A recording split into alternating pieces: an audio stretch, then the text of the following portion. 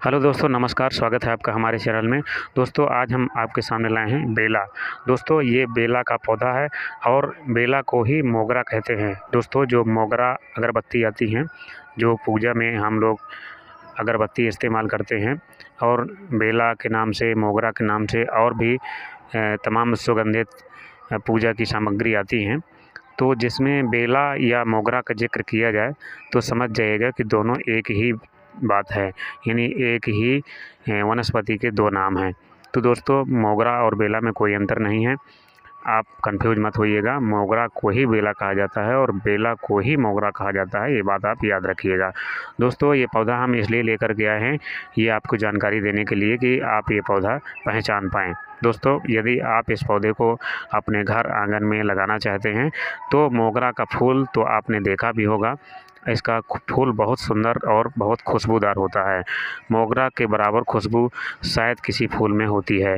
दोस्तों, मोगरा जिस घर आंगन में लगा होता है वह खुशबू से भरा होता है, और इसमें इतनी खुशबू होती है कि ये कई जीवों को भी आकर्षित करता है। कहा जाता है कि जहाँ पर मोगरा का पेड़ लगा होता है, जहाँ पर यानी बेला का पेड़ लगा होता है, वहाँ पर रात्रि में सांप, काला सांप विश्राम करने के लिए आता है। लेकिन ये वहाँ पर होता है जहाँ पर इसका बहुत आयत मात्रा में इसकी खेती की जाती है, जहाँ पर फूलों का बिजनेस किया जाता है, जहाँ पर फूलों की बड़े मात्रा में खेती की जाती है, वहाँ पर ऐसा हो सकता है। यदि आप अपने घर आंगन में एक दो पौधे लगाते हैं तो इसमें ऐसा कुछ होने वाला नहीं। बस जो है, इसमें आपका कोई नुकसान होने वाला नहीं, यहाँ पे ऐसा कोई विषैला जीव जंतु नहीं आएगा। तो आप इसे अपने गमले में, बालकनी में, घर में, गार्डन में, आंगन में, फार्म हाउस में, खेत में या खलिहान में, या जहाँ पर भी आपके पास एक्स्ट्रा जगह पड़ी हो, वहाँ पर अपनी इच्छानुसार इस बेला के पौधे को लगा सकते हैं, यानी कि इस मोगरा के पौधे को लगा सकते हैं। दोस्तों, ये फूलों की दृष्टि से बहुत महत्वपूर्ण पौधा है और इसे अपने घर आंगन में ज़रूर लगाएं। दोस्तों, यदि इसका आयुर्वेदिक औषधि में देखा जाए तो मोगरे में एंटी एम्प्लीमेंट्री, यानी कि सूजन रोधी, एंटीसेप्टिक और एंटीवायरल गुण पाए जाते हैं, जिससे यह कई स्वास्थ्य लाभ प्रदान करता है। दोस्तों, इसका उपयोग तनाव कम करने, घाव भरने, दर्द में राहत पाने, त्वचा व बालों की समस्या के लिए इस्तेमाल किया जाता है। दोस्तों, इसे एक प्राकृतिक इत्र के रूप में भी प्रयोग किया जाता है। आप जानते होंगे, जो ये इत्र मार्केट में बिकते हैं, जैसे कन्नौज का इत्र या जहाँ के भी इत्र हैं, जैसे भी इत्र हैं, तो इस मोगरा फ्लेवर या बेला फ्लेवर या इसी तरह के कई फ्लेवर से बना करके, यानी कि इसको मिक्स करके, जैसे मोगरा के फ्लेवर के साथ, यानी बेला के फ्लेवर के साथ और भी कई फ्लेवर मिला करके इत्र तैयार किए जाते हैं। यानी कि इस मोगरा के सुगंधित गुणों के कारण इसे कई और दवाइयों में या कई और इत्र में भी इस्तेमाल किया जाता है। इसका इसमें बहुत बड़ा योगदान और महत्व है। दोस्तों, यदि आप त्वचा को निखारना चाहते हैं तो मोगरे का तेल त्वचा को नरम और मुलायम, चमकदार बनाए रखता है। इसके फूलों के पानी से नहाने में त्वचा मुलायम होती है। दोस्तों, यदि आप इसके फूलों से नहाना चाहते हैं तो इसके काफ़ी सारी मात्रा में फूल लेकर के कम से कम 250 ग्राम या 200 ग्राम, यानी कि कम से कम जो है 50 या 20-30 फूल होना चाहिए। तो नहाने से 2 घंटा पहले आप इसे बाल्टी में डाल दीजिए और फिर इसके बाद इसे पानी से निकाल लीजिए, यानी कि फूलों को पानी से निकाल लीजिए और फिर आप उस पानी से नहा सकते हैं। यदि आप ऐसा करते हैं तो आपकी जो शुष्क त्वचा होगी, आपकी जो मुलायम त्वचा बनाना चाहते हैं, तो ये शुष्क त्वचा से आपकी त्वचा मुलायम त्वचा में बदल जाएगी।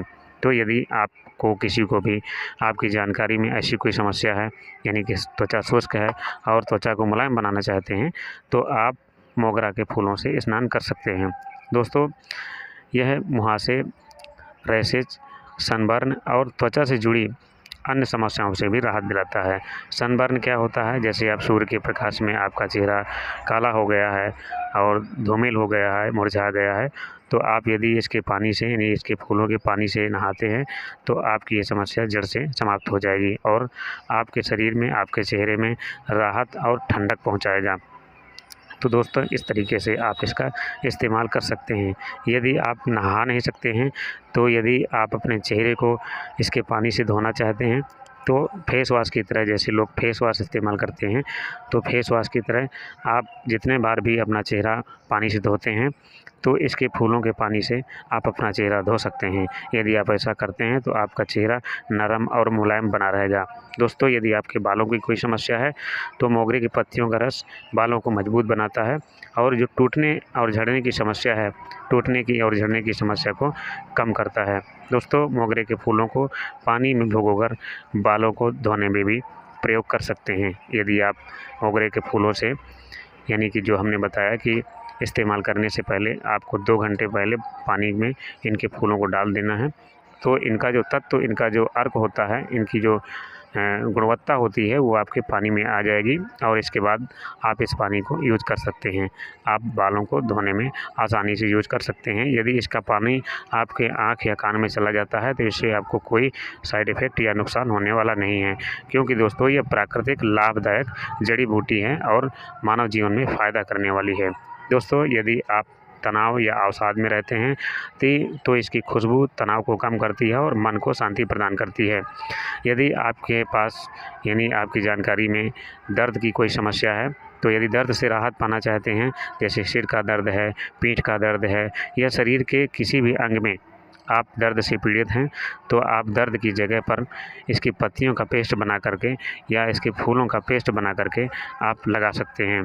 तो आपकी जो दर्द की समस्या है वो धीरे धीरे जड़ से समाप्त हो जाएगी। यदि आप इसका इस्तेमाल 15 दिन तक कर लेते हैं तो आपकी जो दर्द की समस्या है, चाहे वो सिर दर्द हो या बदन दर्द हो या पीठ दर्द हो या शरीर के किसी भी अंग में आपको दर्द से समस्या है, तो आप अपना ये दर्द इसके पेस्ट से, यानी पत्तियों के पेस्ट से या फूलों के पेस्ट से ठीक कर सकते हैं। दोस्तों, यदि आप घाव भरना चाहते हैं, आपके शरीर में कोई घाव हो गया है, पुराने से पुराना घाव है और भर नहीं रहा है, तो इसके पत्तियों को पीस करके आप घाव पर लगा सकते हैं।